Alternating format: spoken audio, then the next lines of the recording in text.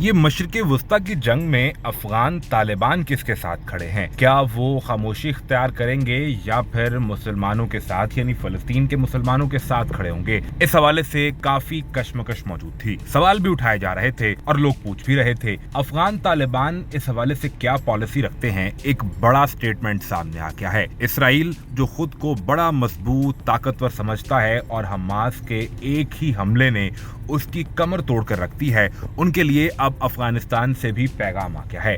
अफगानिस्तान ने वाज़ेह पैगाम दे दिया है कि अभी कल ही की बात है कि 20 साल की मुसलसल जंग के बाद हमने अमेरिका को नाकों चने चबवाकर यहां से भगाया है। ऐसे में अफगानिस्तान के नेशनल ओलंपिक कमेटी के साबिक सरबराह मोहम्मद मतीन की जानिब से मुकामी तौर पर एक तकरीब से खिताब करते हुए मशरिक़ वस्ता, फलस्तीन और इसराइल की जंग के हवाले से बात की गई। उन्होंने बात करते हुए कहा कि अगर इसराइल ये समझता है कि वो मुसलसल बमबारी करके मुसलमानों को और खास तौर पर अरब मुसलमानों को ज़िच कर लेगा, उन्हें नुकसान पहुंचा लेगा, तो फिर हम उसे कहते हैं कि बेटा आओ मैदान में आकर मुकाबला करो, हम अजम वालों को जरा आने दो और मैदान में उतर कर हमारा सामना करो। तुम भूल जाओगे कि अरबों ने क्या ही जंग लड़ी होगी, क्योंकि हमारा तो गुज़िश्ता 5 दहाइयों का मुसलसल यही तजर्बा है। हमने मुसलमानों पर जुल्म करने वाले हर दुश्मन की आंखों में आंखें डालकर मुकाबला किया है। अब एक बार जब तुम अरबों पर इतना जुल्म कर ही रहे हो, यानी तुम फलस्तीन के मुसलमानों पर मुसलसल बमबारी कर रहे हो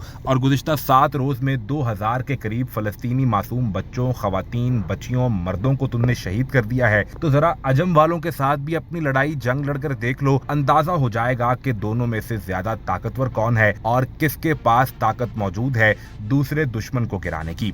इस तमाम तर सूरत हाल में सवाल ये पैदा होता है कि क्या अफगानिस्तान की मौजूदा इंटरिम गवर्नमेंट के भी ऐसे ही मकासद हैं? क्या अफगानिस्तान किसी मौके पर अपनी फोर्सेस को इसराइल रवाना भी कर सकता है और वहां भी ये जंग लड़ी जा सकती है जो इससे पहले? अफगानिस्तान का तुर्रा इम्तियाज ये रहा है कि अफगानिस्तान के अंदर मौजूद जंगजू और वहां मौजूद तालिबान कभी जंग के हवाले से ये नहीं सोचते कि शायद अब हमें शिकस्त हो जाएगी। वो आखिरी दम तक, आखिरी वक्त तक लड़ना जानते हैं। यही पैगाम अब इसराइल को दिया गया है। अगर लड़ने का इतना ही शौक है, फिर मैदान में आओ और दो हाथ कर लेते हैं। खुद ही अंदाजा हो जाएगा कौन ताकतवर है और किसकी पैंट गीली होती है।